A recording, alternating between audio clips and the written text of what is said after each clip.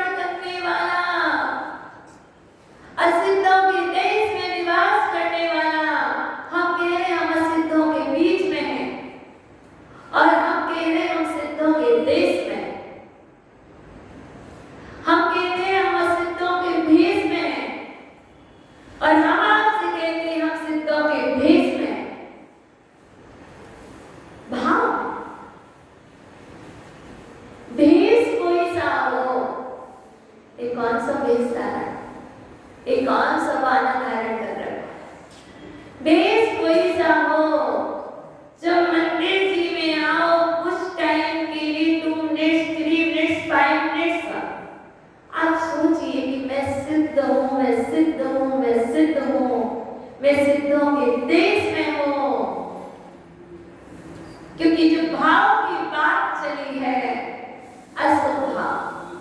तो शुभ भाव कैसे हो?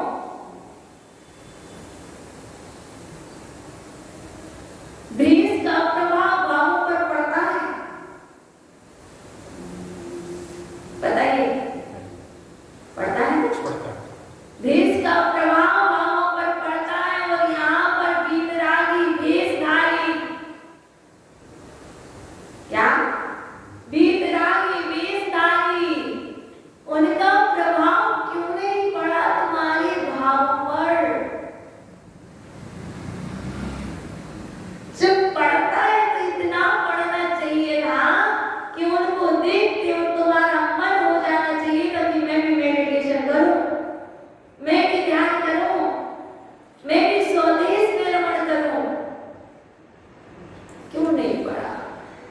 क्योंकि अंदर की ताकत नहीं, कि इतना प्रभाव नहीं था जो आप पर पड़ जाए। पड़ता है हमारे अंदर में ही कुछ चल रहा है, कोई दूसरी बात नहीं है। बात समझ के चलिए। एक गुबरीला और भौरा, दोनों में इतना ही अंतर है। दो जीव हैं, एक भौरा है, एक गोबर में पैदा होने वाला गुबरीला, एक जीव है। और दोनों में बड़ी घनिष्ठ मित्रता, बहुत तीव्र मित्रता है। और मित्र को लेकर के पार्टी दी थी, भौरे ने पार्टी दी थी। जैसे ताई को किसी ने पार्टी दी है कि चलो महावीर जी चले, समझ गए? ऐसे ही ना सरल जी ने पार्टी दे रखी है कि सबको 10 तारीख को जापानी काटना है, समझ गए? ऐसे किसी ने, ये भौरे ने एक गुबरेले मित्र को पार्टी दी थी, चलो आप हमारे साथ, हम आपको अमृत का रसपान कराएंगे। कैसे? सत्तोत्साह मुनीर्यम मनः प्रसादम श्रुतहि अमृतहि, उत्साह के साथ चलो हम आपको पार्टी देने चले, चलो उत्साह के साथ हम तुम्हें अमृत का रस पान कराएंगे। और वो भी कैसे कराएंगे? जो आपके शोक को दूर कर दे। शोक, भय, हम आपके भय को दूर करने वाले, आपको डर लग रहा है, जैसी पार्टी में ले चल रहे हैं कि आप जो शोक से आकुल हैं, व्याकुल हैं, क्योंकि शोकाकुल परिवार में रहने वाला व्यक्ति सिद्धों के देश में नहीं पहुंच सकता है। पंडित जी, दुखी प्राणी सिद्धों के देश और सिद्धों के वेश को धारण नहीं कर सकता है। भयशील व्यक्ति, भय दिखाने वाला और भयभीत रहने वाला व्यक्ति, वो भी ना तो सिद्धों के देश में जा सकता है, ना सिद्धों के वेश को धारण कर सकता है। अवसादम, इसने, है ना, अवसादम, इसने करने वाला व्यक्ति भी स्वदेश में रमण नहीं कर सकता है, और ना उस वेश को धारण। सोकम अवसादम क्लीनम कालेस्सा, क्लीन करने वाला, कालुस द्वेष करने वाला। जब तक ये अरति द्वेष अप्रेम को करने वाला, एक प्रेम करने वाला है, एक अप्रेम करने वाला, दोनों ही बालक हैं अशुभ भावों के लिए, अशुभावों डरने वाले। यदि प्रेम करोगे तब भी अशुभ भाव बने, है ना? अप्रेम, अप्रीति करोगे, अप्रीति, तब भी क्या होगा? अशुभ भाव बनेंगे। राग करोगे तब भी, और द्वेष करोगे तब भी, शोक करोगे तब भी। अकेले जब ये सब चीज करने से स्वदेश में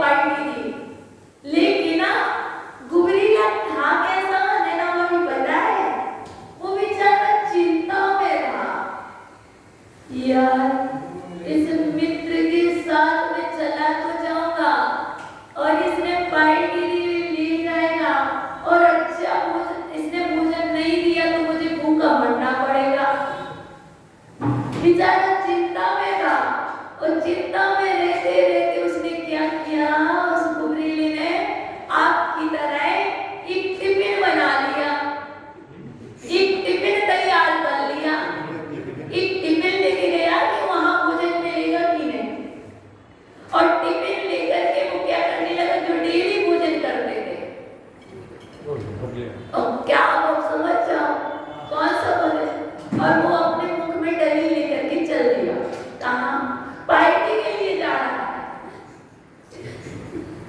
और क्या किया बच्चों, छोटा सा टिफिन तैयार, मम्मा डैडी कहते ना टिफिन ले जाओ वहां नहीं मिलेगा, ऐसे ही वो उधर मम्मा डैडी ने भी कहा था, वो स्वयं को विवेक और वो क्या करने लगा, अपना भोजन अपना टिफिन कहाँ लेके जाएगा, गुबरीला है भाई, मुख में ही लेके जाएगा।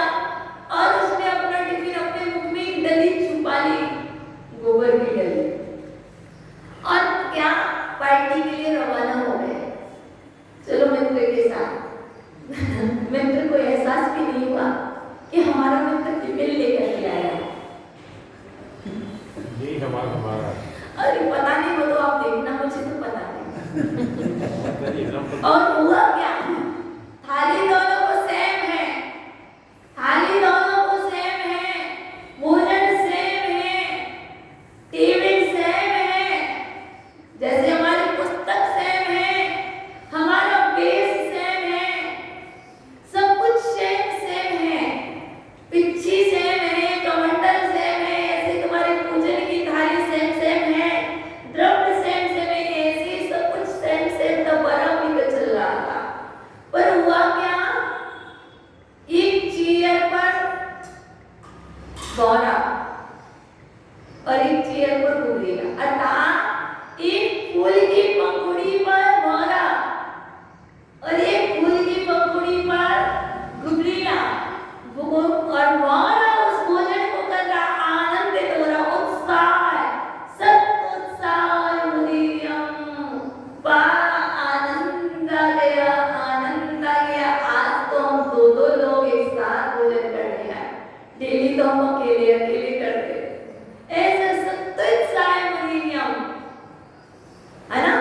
और वो उत्साह के साथ क्या करने लगा, उस मकरंद का रसपान कर रहा था, उसका उस अमृत का जिनवाणी का रसपान। अब देखना क्या हो रहा, वो क्या कर रहा था, आनंद के साथ उस मकरंद का रसपान कर रहा था। और वहीं एक फूल की पंखुड़ी पर बैठ करके वो गुबरीला भी रसपान कर रहा था। और जैसे ही संध्याकालीन सत्र हो गया, गौरी ने कहा चलो भाई,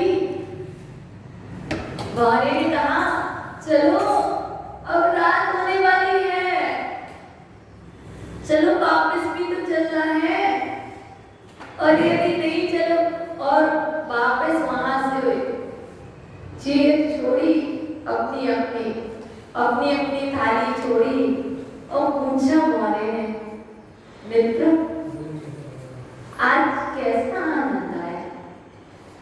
अरे यार कुछ भी तो नहीं था, क्या आनंद आया? ऐसा आनंद तो मैं प्रतिदिन लिया करता हूं। अरे और इसमें गुबरीले का ऐसा आनंद तो प्रतिदिन लिया। देखो मित्र, मुझे तो बड़ा आनंद आया है। देखो यदि सच में तुम्हें आनंद ना आया तो एक काम करो, क्योंकि जो गौरा था वो होशियार था, बुद्धिमान था, प्रज्ञ पुरुष था, और उस प्रज्ञ पुरुष ने जान लिया जब कोई व्यक्ति कोई बात कहता है तभी दांतों से, और हल्की बात कहता है तो समझ में चली जाता है। जैसे किसी ने कहा क्यों भूख लगी है, क्यों समझ गया? और कोई अच्छे से कहे नहीं मुझे नहीं खाना, मुझे भूख नहीं लगी है, दोनों में अंतर कितना है? बहुत अंतर है। ऐसे ही वो बात गौरी ने समझ ली, और गौरी ने उस गुबरीले से देखो मित्र, हम तुमसे कुछ कह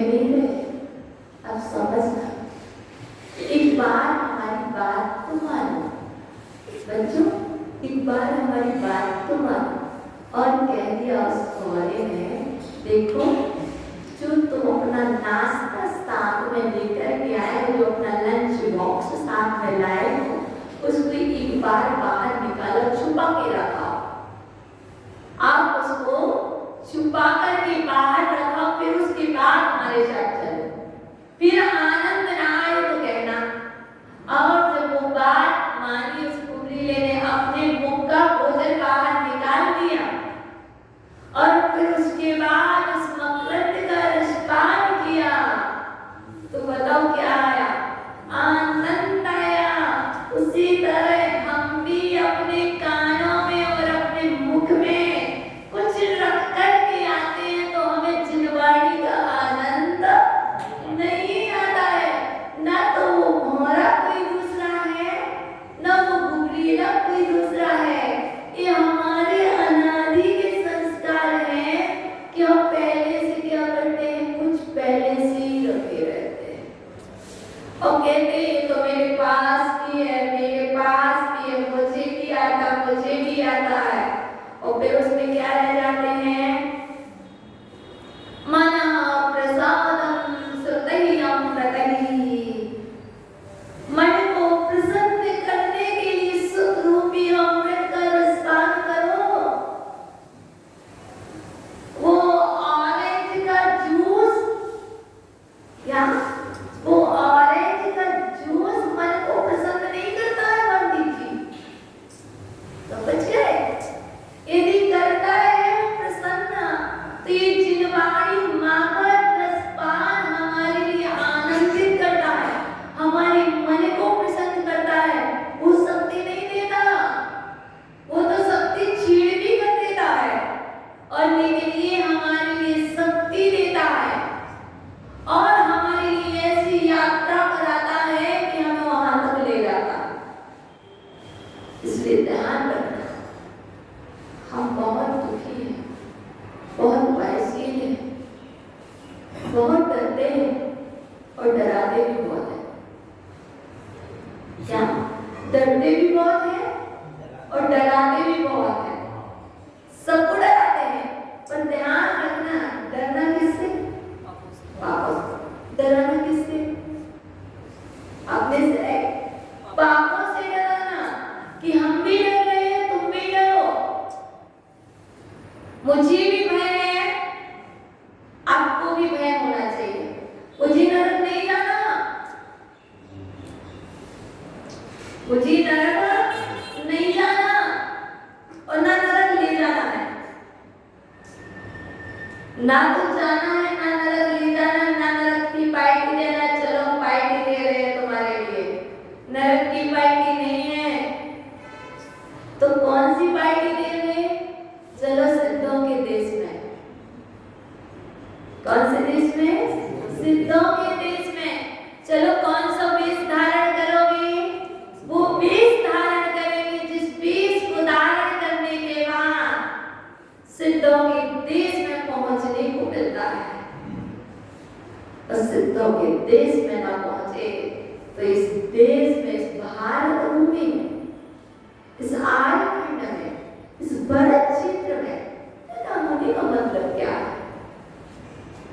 वो तो वैसे ही है, कीड़े मकोड़े की तरह तुम भी जी रहे हो और हम भी जी रहे हैं। ये नई बात नहीं है कि पहली बार मनुष्य बने। ये नई बात नहीं कि तुम पहली बार निर्माणी सुन रहे हो। ये नई बात नहीं कि पहली बार प्रवचन सुन रहे हो। कई बार प्रवचन सुने, कई बार जिनवाणी का रसपान किया और कई बार जिनवाणी को पढ़ा, पर पढ़ा तो ऐसा पढ़ा कि हमारे अंदर में कुछ भी नहीं चढ़ा। क्या? पढ़ने के बाद हमारे ऊपर कोई आचरण कुछ चढ़ जाना चाहिए, रंग बदल जाना चाहिए। कोयला को छुओ तो हाथ काले हो जाते हैं और जल को छुओ तो हाथ ठंडे हो जाते हैं, है ना? 16 प्रकार का 16 होता है ना, वही बता रही हूँ। कोयले को छुओ तो हाथ कैसे होते? पूरे नहीं होते। अच्छा, और अग्नि को छुओ तो हाथ गरम हो जाते हैं, जल जाते हैं। और जल को छुओ तो ठंडे हो जाते हैं। और चंदन को छुओ तो शीतल तो होते, पीले भी हो जाते हैं। अर्थात किसी भी वस्तु को छुओ, उस वस्तु को छूने के बाद इस द्रव्य का प्रभाव द्रव्य पर पड़ रहा है। वस्तु तो द्रव्य है ना, भूतगल द्रव्य है ना, उसको छुआ और इस द्रव्य पर प्रभाव पड़ गया, इस द्रव्य का कलर बदल गया और इस जिनवाणी मां को छुआ। सोचिए, विचार कीजिए एक बार, इस जिनवाणी मां को छुआ और जिनवाणी मां को छूने के बाद आप में कोई परिवर्तन क्यों नहीं आया? इसका भी तो प्रभाव पड़ता है, इसका भी प्रभाव पड़ता है, पर इसका प्रभाव नजर क्यों नहीं आया? इससे हम प्रभावित होना नहीं चाहते थे। भगवान जी को भी छुआ था अभी आपने, अपने एक बच्चे ने, ये वाले बच्चे ने सारे भगवान जी के चरण छुए, एक ही नहीं, सभी भगवान जी के चरण छुए, सभी भगवान जी के चरण छुए ना। और सभी भगवान जी के चरण छूने के बाद तुम भगवान जी जैसे बनने की विचार क्यों नहीं आए?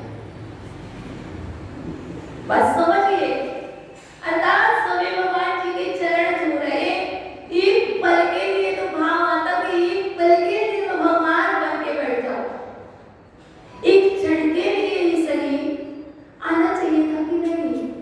पर तब प्रभाव पड़ता है तो हमारे कोई अच्छा प्रभाव क्यों नहीं पड़ रहा? उन्हीं चीजों को, गलत चीजों का प्रभाव पड़ता है। माता जी ने कहा, निमित्त मिल जाते ही गलत प्रभाव पड़ जाता, उससे जल्दी बहुत अट्रैक्टिव हो जाते, उसका जल्दी बहुत प्रभाव पड़ता। अच्छी चीजों को प्रभाव दोनों का पड़ता है, प्रभाव दोनों का पड़ता है। हमारा जो मन है, हमारा मन उससे जल्दी इसलिए प्रभावित होता है क्योंकि मन ने कहा है, आइए मैं तुम्हारा आदर करता हूँ।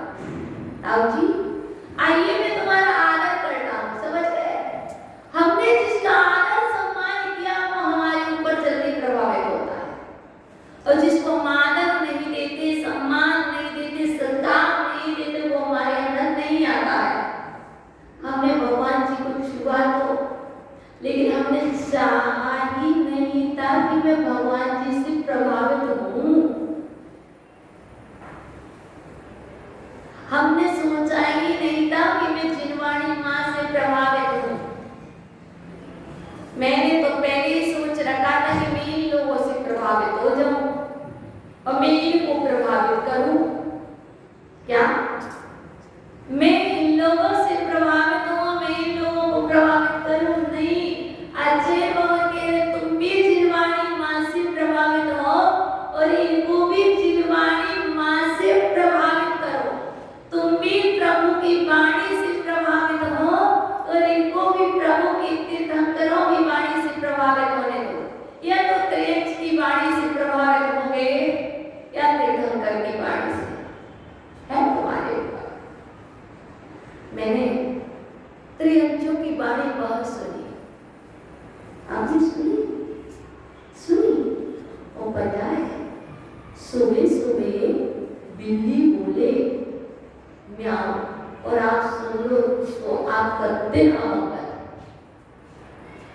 हाँ, तो सुबह सुबह तीर्थंकर की वाणी, कोई बोले ओम,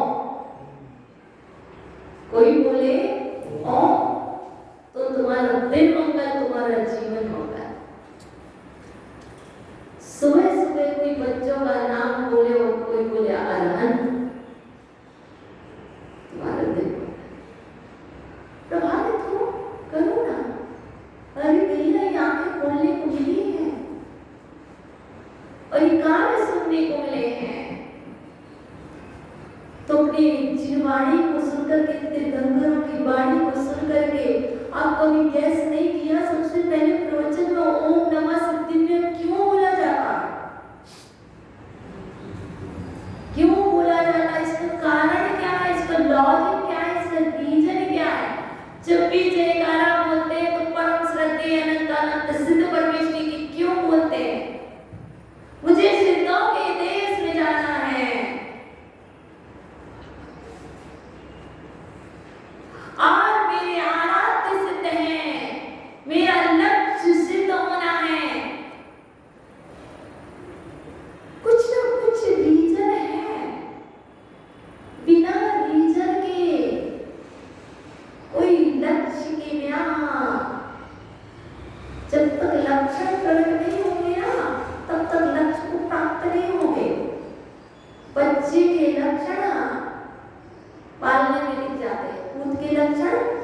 पालने में दिख जाते हैं।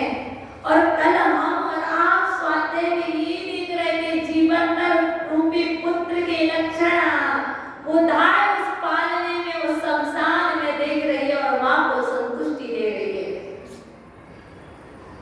इसी तरह हमारी क्रियाएं, हमारी पूजाएं, हमारी आराधनाएं और हमारी भावनाएं हमारे भविष्य का निर्माण करती है और हमारे भविष्य का निर्णय करा देती है,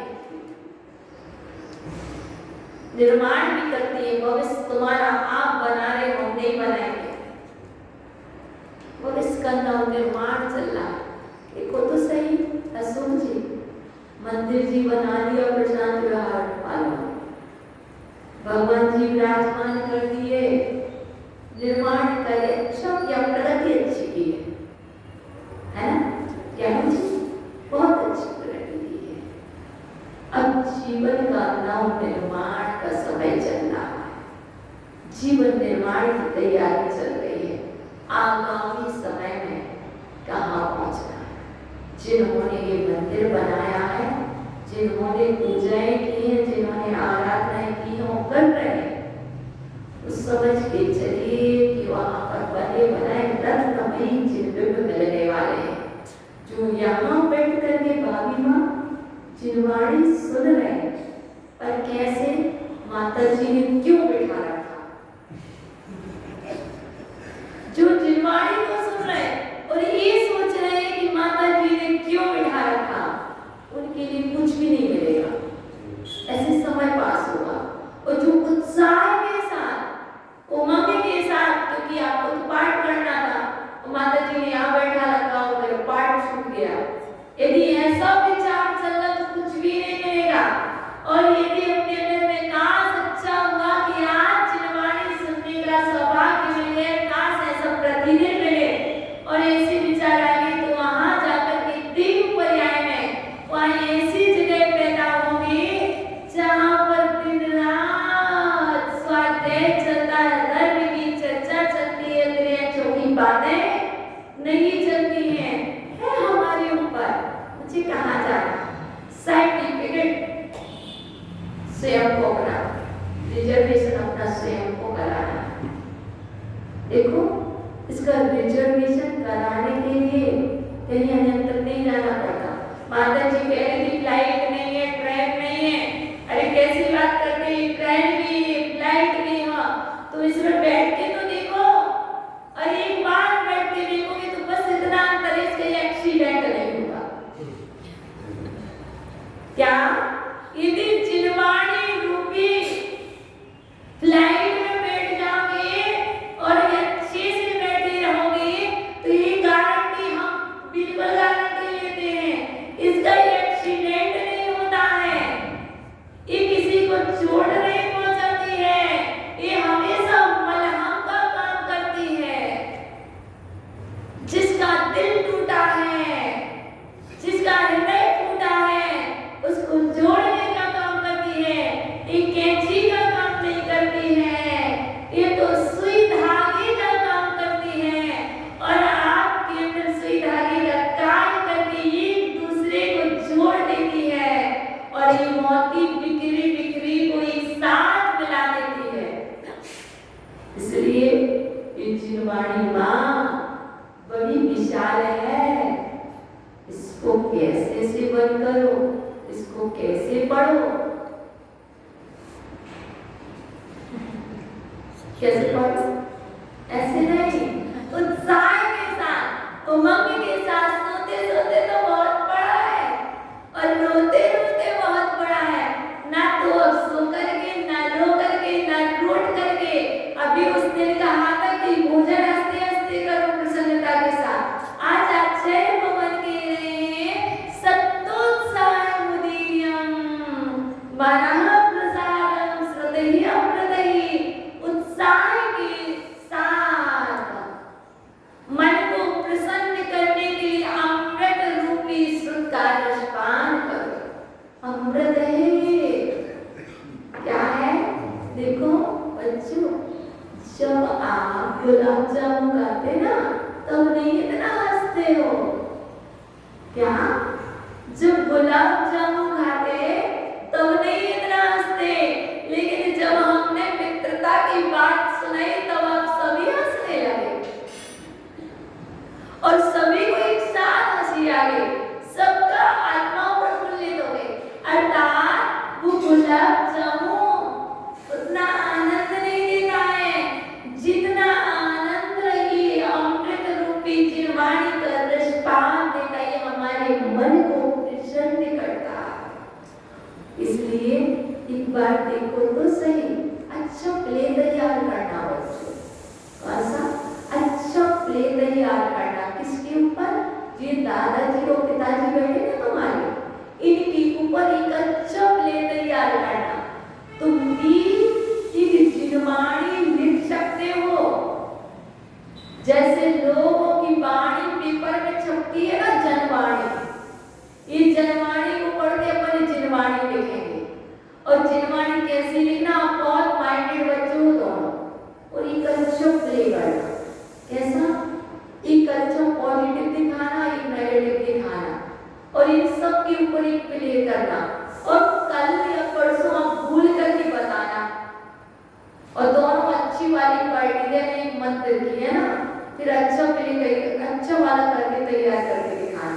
फिर उसमें सिर्फ ये दिखाना है कि नुक्कड़ नाटक में क्या दिखाया जाता है, वो बताएं। नुक्कड़ नाटक में क्या दिखाया जाता है सुनीता जी? नहीं पता। नुक्कड़ नाटक में सिर्फ इतना ही होता है, ना कोई ड्रेस होती है ना कोई वेश होता है। हमें वर्तमान में जो कमियां जो शिक्षा देनी है वो नुक्कड़ नाटक में सब कुछ प्ले में दिखा दिया जाता है। तो ये सिर्फ प्ले करो, ऐसी कोई जिनवाणी जिससे शिक्षा भी प्राप्त हो और जिनवाणी का रसपान भी हो और आनंद हो। तो गुरुदेव कहते हैं आनंद के साथ, मैं देखो सच कह देख नहीं पाई, सुन नहीं पाई, बोल नहीं पाई, क्या देख न पाया, सुन न पाया, बोल नहीं पाया, तृष्णा सरिता में डूबा मन कितना कर पाया।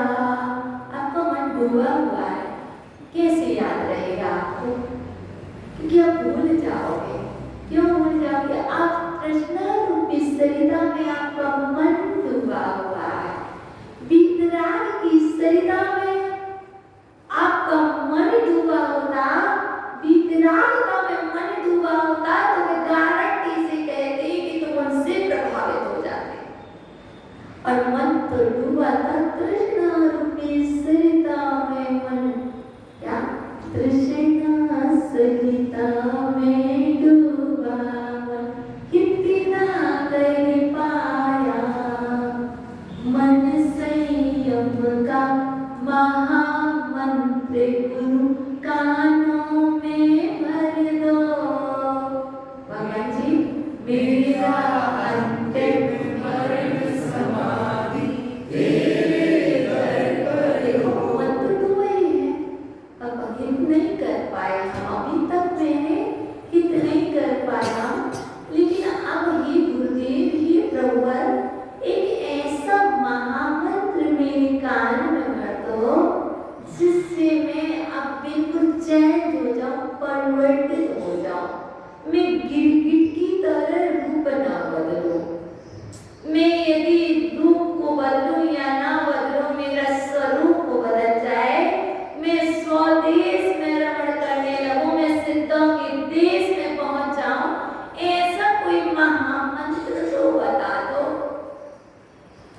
जब भी तीर्थंकर दीक्षा लेते थे नमो सिद्धार्थ बोलते थे, ओम नमः सिद्धेभ्यः, नमः सिद्धेभ्यः। क्यों? सिद्धों के देश। और हमारा तो बनी नमो सिद्धार्थ, नमो सिद्धार्थ। एक माला तो नमो सिद्धार्थ की होनी ही चाहिए। और लास्ट तक जब कभी समाधि होती तब भी वहां पर नमो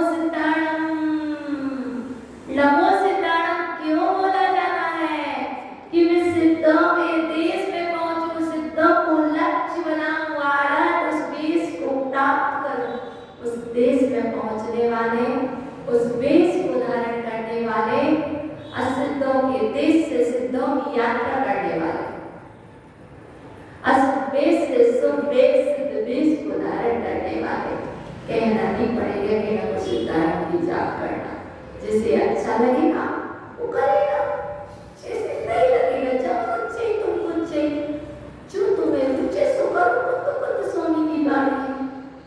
हम तो कुंद और हम तो कौन है बता दो, कौन है समझ जाओ।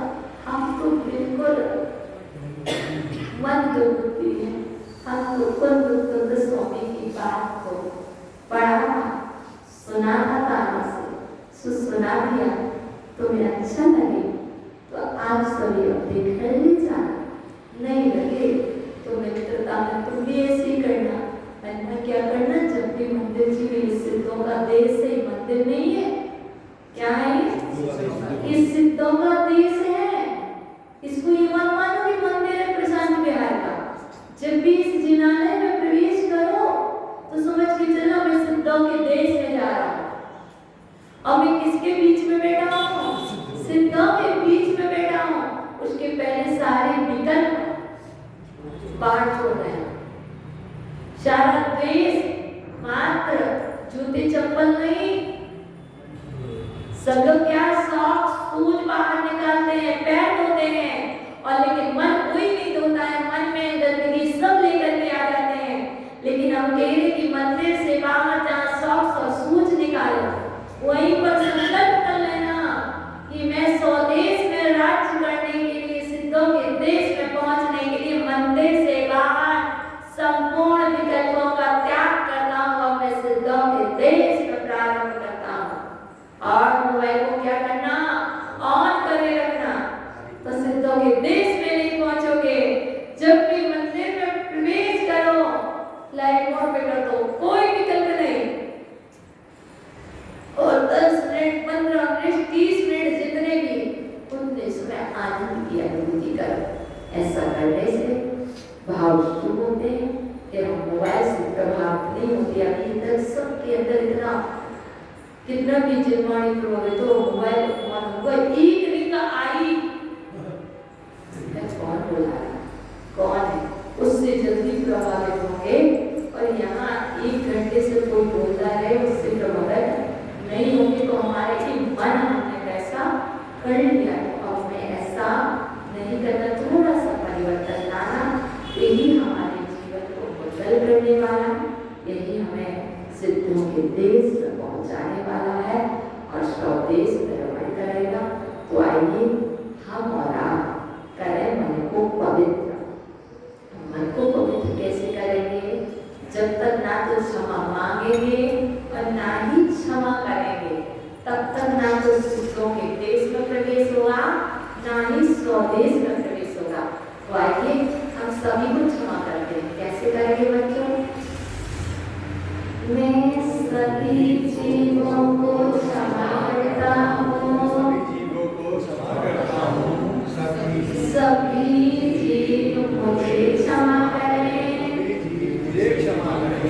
मेरी सभी जीवों से मित्रता है, सिर्फ से नहीं, सबसे। मेरा किसी से भी वैरभाव नहीं है, मेरा किसी से भी वैरभाव नहीं है। हे भगवान, यदि मेरे द्वारा अज्ञान के वश होकर के, अहंकार के वश होकर के कोई अपराध हो गया हो, तो इस जिनालय में निवास करने वाले समस्त देवतागण